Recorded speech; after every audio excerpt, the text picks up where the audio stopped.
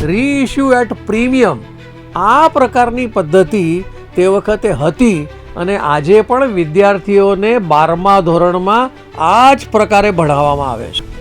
એટલે કોઈ અરજદાર પૈસા કોલના ન ચૂકવે તો પાછો એ શેર ફોરફિટ થાય, જપ્ત થાય. પણ એ નાણાં ભંડોળ વિકાસના કામ માટે હોવા છતાં કંપની પાસે કોઈ યોજના નથી. નેતાની પહેલી હુંડી અને એ હુંડીના આધાર ઉપર વિદ્યાર્થીઓને આજે બી ભણાવવામાં આવે છે, જેને અંગ્રેજીમાં અમે કહીએ છીએ બિલ્સ રિસીવેબલ અને બિલ્સ પેએબલ. અને જ્યારે વિદ્યાર્થીઓને ભણાવવામાં આવે છે તે વખતે પ્રશ્ન એ આવે છે કે ભાઈ આજના વિષયમાં ન હોય તો ભણીને શું કરવાનું? વિદ્યાર્થીઓએ કોલ્સ ઇન એડવાન્સ નથી તો શા માટે આવું બધું ભણાવવામાં આવે છે? એટલે અભ્યાસક્રમમાં બદલ કરવાની ખૂબ જરૂર છે, જેથી કરીને અત્યારનું નોલેજ વિદ્યાર્થીને મળે અને એ પ્રેક્ટિકલી એમાંથી કમાઈ શકે. અભ્યાસક્રમમાં સુધારો કરવાની આવશ્યકતા છે કે જે અત્યારે હાલમાં છે કેમ નથી ભણાવતા. નમસ્તે, હું પ્રોફેસર અને ડૉક્ટર શિરીષ કુલકર્ણી મહારાજા સયાજીરાવ યુનિવર્સિટીમાં ફેકલ્ટી ઓફ કોમર્સની અંદર ડિપાર્ટમેન્ટ અકાઉન્ટ્સમાં હતો. 35 વર્ષના અકાઉન્ટન્સી ભણાવવાના અનુભવ બાદ સરકારે મારી નિયુક્તિ સરદાર પટેલ યુનિવર્સિટી વલ્લભ વિદ્યાનગર આણંદ જિલ્લામાં કરવામાં આવી. હજારો વિદ્યાર્થીઓને આટલા વર્ષમાં ભણાયા છે, જેમાં ગુજરાત ન્યૂઝના પ્રકાશ વર્મા એ પણ કોમર્સ ફેકલ્ટીમાં ભણતા હતા, ત્યારથી એમની સાથે મારો પરિચય છે. આજનો જે વિષય છે એ મોટાભાગે નામાના મૂળ તત્વો અથવા બુક કીપિંગ આ વિષય પર હું બોલવાનો છું. જ્યારે અમે લોકો અભ્યાસક્રમ નક્કી કરતા હોઈએ છીએ ત્યારે બોર્ડ ઓફ સ્ટડીઝ અભ્યાસક્રમ નક્કી કરવાવાળી કમિટી, એમાં મોટાભાગે ઇન્ડસ્ટ્રીના અને પ્રાધ્યાપકો સાથે હોય છે. પણ વયસ્ક પ્રોફેસરો અને તરુણ પ્રોફેસરો આ બેની વચ્ચે આ જ્યારે અભ્યાસક્રમની સમિતિ નક્કી થાય છે ત્યારે જે ધોળાવાળવાળા શિક્ષકો પ્રોફેસરો છે એમની ઈચ્છા અભ્યાસક્રમ બદલવાની હોતી નથી. જ્યારે ઉદ્યોગોને હાલની પરિસ્થિતિના આધાર પર અભ્યાસક્રમ હોવો જરૂરી છે. પણ જે ધોળાવાળવાળો છે એને કહે કે ભાઈ મારે તો વર્ષ પછી તો રિટાયર થવાનું છે, તો હવે તમે નવું કંઈક ઉમેરો એટલે મારે પાછું વાંચવું પડશે, એટલા માટે અભ્યાસક્રમમાં બદલ આવતો નથી.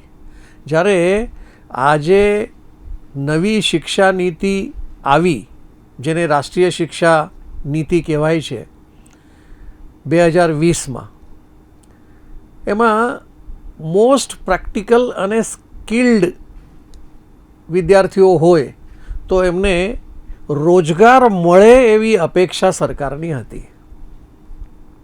એટલે હાલ જે ટેકનોલોજી છે એ ટેકનોલોજીની જાણકારી આ વિદ્યાર્થીઓ પાસે હોય એવું એમને આવશ્યક લાગતું હતું. એટલા માટે આ શિક્ષા નીતિમાં 6ઠ્ઠા ધોરણથી ઇન્ટર્નશીપ કરવામાં આવી, એટલે પ્રેક્ટિકલ નોલેજ. પણ જો હું જે નામાના મૂળ તત્વોની વાત કરવા જઈ રહ્યો છું એમાં પરિસ્થિતિ કેવી છે? એક જોઈન્ટ સ્ટોક કંપની, એ જોઈન્ટ સ્ટોક કંપની પોતાના શેર્સ ઇશ્યુ કરવા માટે, જેને આજકાલ IPO એવું કહે છે, ઇનિશિયલ પબ્લિક ઓફરિંગ, એટલે એક પ્રકારનું આમંત્રણ લોકોને આપવામાં આવે છે કે ભાઈ તમે અમારા શેર લો. એને કહેવાય છે પ્રોસ્પેક્ટસ. અને એ પ્રોસ્પેક્ટસમાં વિગત આપેલી હોય છે કે ભાઈ 10 રૂપિયાનો શેર છે, આટલા શેર્સ આપવાના છે. હવે એ 10 રૂપિયાનો શેર એના પૈસા ચૂકવવાના કઈ રીતે? તો કે છે અરજી કરો તે વખતે 2 રૂપિયા, તમને શેર મળે ત્યારે બીજા 2 રૂપિયા, પછી ફર્સ્ટ કોલ, ફાઇનલ કોલ, આ પ્રકારના કોલની સિસ્ટમ ચાલતી રહે છે. આ અત્યાર સુધી એટલે લગભગ 6-7 વર્ષ સુધી આ પ્રકારની સ્થિતિ હતી. પણ આજે તમે ને હું જ્યારે જોતા હોઈએ છીએ દાખલા તરીકે છેલ્લો હમણાં લેન્સકાર્ટ નામનો એક આઈપીઓ આવ્યો, ₹2 શેર અને 2000 રૂપિયામાં કંપનીએ આપ્યો લોકોને. એમાં કોઈ જાતનું application money, allotment money, first call, final call આવું કંઈ જ નહીં. તમારે 100 શેર જોઈતા હોય તો એ 100 શેર ગુણ્યા 2000 રૂપિયા એક સાથે બેંકમાં જમા કરી દેવાના. હવે આ પ્રકારની સ્થિતિ જ્યારે હોય ત્યારે આ application money, allotment money, call કશું જ આવે નહીં. અને પછી જ્યારે એ જેટલા શેર માગ્યા હોય એમાંથી 10 શેર મળ્યા હોય તો એટલા પૈસા રાખીને બાકીના પૈસા અરજદારને પાછા આપી દેવામાં આવે છે. હવે જો આજની સ્થિતિ આ હોય તો આમાંથી કશું જ વિદ્યાર્થીઓને ભણાવવામાં નથી આવતું. જો આપણે સ્કિલ્ડ વર્કર્સ તૈયાર કરવાના હોય, જો કોઈ એક્સપર્ટ લોકોને બનાવવાના હોય, જેમને રોજગાર મળે એવા લોકો બનાવવાના હોય તો એમાંથી તો કંઈ જ નહીં થાય, કેમ કે આજની સ્થિતિ જુદી છે અને તમે હજી વર્ષો જૂનું ફર્સ્ટ કોલ, ફાઇનલ કોલ, અરે એમાં તો પાછું એવું હતું કોલ્સ ઇન એરિયર.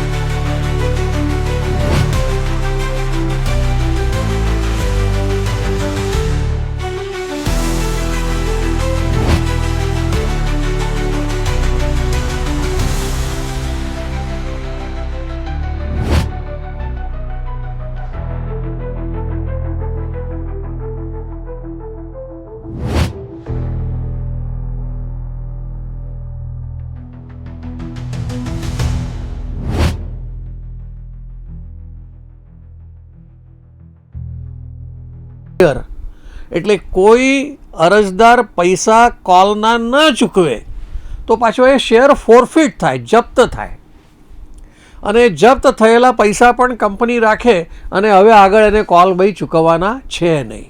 પણ અત્યારે તો આવા કોલ છે જ નહીં. કોલ્સ ઇન એડવાન્સ પણ પહેલાં હતું, કોલ્સ ઇન એરિયર પણ પહેલાં હતું. આજે એમાંથી કોઈ જ પ્રકારના કોલ છે નહીં. ફોરફીચર ઓફ ધ શેર્સ નથી. પહેલાં તો એવું હતું, પાછું રીઇશ્યુ ઓફ ધ શેર્સ પણ હતું. એટલે જ્યારે આવો ફોરફિટ થયેલા, જપ્ત થયેલો શેર હોય, કારણ એને કોલ્સ નથી ભર્યા, અને કોલ્સ નથી ભર્યા એટલે જપ્ત થયેલા શેરનું ફરીથી ઇશ્યુ કરવામાં આવે છે, ફરીથી આપવામાં આવે છે. એટલે એ રીઇશ્યુ એટ ડિસ્કાઉન્ટ, રીઇશ્યુ એટ પ્રીમિયમ, આ પ્રકારની પદ્ધતિ તે વખતે હતી. અને આજે પણ વિદ્યાર્થીઓને 12મા ધોરણમાં આ જ પ્રકારે ભણાવવામાં આવે છે. તમને આશ્ચર્ય થશે કે આ સિલેબસનું ચેપ્ટર, આ ચેપ્ટરને ઓછામાં ઓછા 15 માર્કનું વેટેજ છે. હવે એનાથી પણ વિશેષતા જોજો તમે કે જ્યારે એ કંપની શેર્સ ઇશ્યુ કરતી હોય છે, જે શેર પ્રીમિયમથી પણ પહેલાં કહેવાતું હતું. શેર પ્રીમિયમ ₹10નો શેર હોય તો 12 રૂપિયામાં આપે, એટલે ₹2 પ્રીમિયમના મળે. ડિસ્કાઉન્ટમાં જ્યારે શેર્સ ઇશ્યુ કરતા હોય ત્યારે ₹10નો શેર છે 8 રૂપિયામાં આપે. તો આ પ્રકારનું ડિસ્કાઉન્ટિંગ એન્ડ શેર પ્રીમિયમ આ પણ હવે પૂરું થઈ ગયું. હવે એની જગ્યા પર એક નવો શબ્દ પ્રયોગ આવ્યો છે, અને એ શબ્દ પ્રયોગ છે સિક્યુરિટીઝ પ્રીમિયમ. એટલે મેં હમણાં તમને લેન્સકાર્ટનું કીધું કે 2000નો શેર, ₹2 ઇશ્યુ પ્રાઇસ, અને અરજદાર પાસેથી લેવાના 2000, તો આ બાકીના જે પૈસા છે એ સિક્યુરિટી પ્રીમિયમ તરીકે રહે. હવે એ સિક્યુરિટી પ્રીમિયમનો ઉપયોગ શું કરવાનો? શેર પ્રીમિયમ છે, એ શેર પ્રીમિયમની જગ્યા પર સિક્યુરિટી પ્રીમિયમ આવ્યું, એ પણ આજકાલના વિદ્યાર્થીઓને ભણાવવા નથી આવતું. અને છતાંય 15 માર્કનું જે લેસન છે એ બોર્ડની પરીક્ષાની અંદર એને લેવામાં આવે છે. એના ઉપર બોજ 15 માર્કનો રહે, આ જ વિષયનો, પણ જેની કોઈ પ્રેક્ટિકલી અત્યારે કોઈ આવશ્યકતા છે નહીં, છતાં પણ ચાલે છે. હવે જો હું લેન્સકાર્ટની જ્યારે તમને વાત કરું છું તે વખતે એક વિષય હજી ધ્યાન રાખજો. આજકાલ પ્રોસ્પેક્ટસની વાત જે મેં તમને શરૂઆત કરી હતી એ એક પ્રકારનું જાહેર આમંત્રણ છે આઈપીઓનું, કે ભાઈ તમે શેર ખરીદો અમારી કંપનીના. હવે એ પ્રોસ્પેક્ટસ જ ગાયબ થઈ ગયું છે. એની જગ્યા પર નવું પ્રોસ્પેક્ટસ આવ્યું છે જેનું નામ છે રેડ હેરિંગ પ્રોસ્પેક્ટસ. એટલે એની અંદર કોઈ જાતની આવી બધી વિગતો નથી હોતી. આટલા રૂપિયાનો શેર આટલામાં આપવાનો છે અને તમારે એને લઈ લેવાનો છે. સામાન્યતા શું હોય છે કે કંપની જ્યારે આઈપીઓ કરે, શેર ઇસ્યુ કરે, તે વખતે કંપનીની કલ્પના હોય છે કે ભાઈ અમારે કંપનીમાં કોઈ કેપિટલ એક્સપેન્ડિચર કરવાનો છે, કોઈ મશીનરી ખરીદવાની છે, કોઈ જમીન ખરીદવાની છે, કોઈ શેડ્સ બનાવવાના છે. આ પ્રકારના ઈચ્છાથી શેર્સ ઇસ્યુ કરવામાં આવે છે જેથી નાણાં ભંડોળ કંપનીની પાસે આવે. પણ એ નાણાં ભંડોળ વિકાસના કામ માટે હોવા છતાં કંપની પાસે કોઈ યોજના નથી. કંપની પાસે અત્યારે કોઈ એ વિષયની આવશ્યકતા નથી, છતાં પણ આઈપીઓ કરી નાખે. અને એ આઈપીઓના પૈસા જે કંપની પાસે આવે છે એ મોટાભાગે ઇન્વેસ્ટમેન્ટ તરીકે મ્યુચ્યુઅલ ફંડ્સમાં પણ રોકે છે. એટલે તમારી પાસે પૈસાની જરૂર ન હોય છતાં પણ આ પ્રકારનું આઈપીઓ કરવામાં આવે છે, આવશ્યકતા નથી છતાં. પણ આ કંઈ પણ વસ્તુ આજે 11મા 12મા ધોરણમાં ભણાવવામાં નથી આવતું. એ ભણાવવું જોઈએ. તો આપણે કહીએ છીએ કે આજના શિક્ષણનું, આજના જ્ઞાનનું, આજની આવશ્યકતા મુજબનું જ્ઞાન હોવું જોઈએ. એની જગ્યા ઉપર આ કેવળ ને કેવળ પુસ્તકી જ્ઞાન આવશ્યકતા નથી છતાં આ પ્રકારનું લેવાય છે. હું એમ નથી કહેતો કે આ સાવ ખોટું છે, ન જ આવવું જોઈએ, એવું પણ હું નથી કહેતો. પણ આજનું જે છે એ તો બતાવો કે આજે જે પ્રકારનું ભણતર જોઈએ છે, આજે શેરના ઇસ્યુ કરવામાં કયા પ્રકારનું ચાલે છે એ કોઈ જગ્યા ઉપર ભણાવવામાં નથી આવતું. એ અત્યારે ભણાવવાની જરૂર છે એવું મને લાગે છે.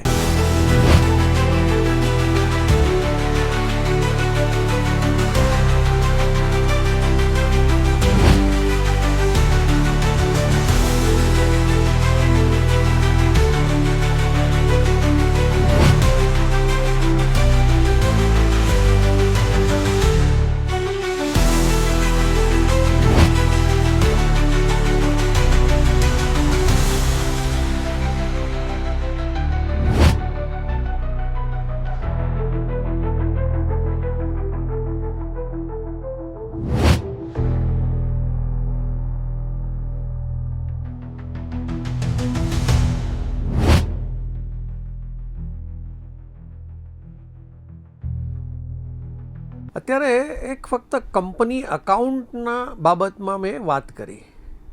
એ કંપની અકાઉન્ટ સિવાય પણ વિદ્યાર્થીઓને 11મા 12મા ધોરણની અંદર અલગ અલગ વિષયોની જે માહિતી આપવામાં આવે છે, ચેપ્ટર્સ છે, 5-5, 10-10 માર્કનો ચેપ્ટર છે. દાખલા તરીકે જેને બિલ્સ ઓફ એક્સચેન્જ કહેવાય. આપણે બધા જાણીએ છીએ કે ગુજરાતમાં નરસિંહ મહેતાની પહેલી હુંડી અને એ હુંડીના આધાર ઉપર વિદ્યાર્થીઓને આજે બી ભણાવવામાં આવે છે, જેને અંગ્રેજીમાં અમે કહીએ છીએ બિલ્સ રિસીવેબલ અને બિલ્સ પેએબલ, જેને ગુજરાતીમાં કહેવાય છે લેણી હુંડી અને દેવી હુંડી. આ પ્રકારના હુંડીના વ્યવહારો ચાલે છે. એમાં પાછો એક નવો પ્રકાર પણ છે, કદાચ બધાએ ન સાંભળ્યું હોય, સગવડી હુંડી, જેને અંગ્રેજીમાં આને અકોમોડેશન બિલ કહીએ છીએ. એ અકોમોડેશન બિલ એટલા માટે હોય કે ભાઈ મારી પાસે પૈસા નથી, તો એ પૈસા ઊભા કરવા માટેનું સાધન શું? તો મારા મિત્રને કહું છું કે ભાઈ તું મારી હુંડી લખ અને એના પૈસા હું બેંકમાં જઈને મૂકું જેથી કરીને બેંક મને લોનમાં પૈસા આપે. આ પ્રકારની સગવડી હુંડીની વ્યવસ્થા પણ હતી. એવી રીતે પ્રોમિસરી નોટ પણ છે. આ હુંડીના વ્યવહાર, પ્રોમિસરી નોટના વ્યવહારો અલગ અલગ તો ચાલે જ છે. એ ભણાવવામાં આવે છે. પણ મને તમે કહો, આજની તારીખે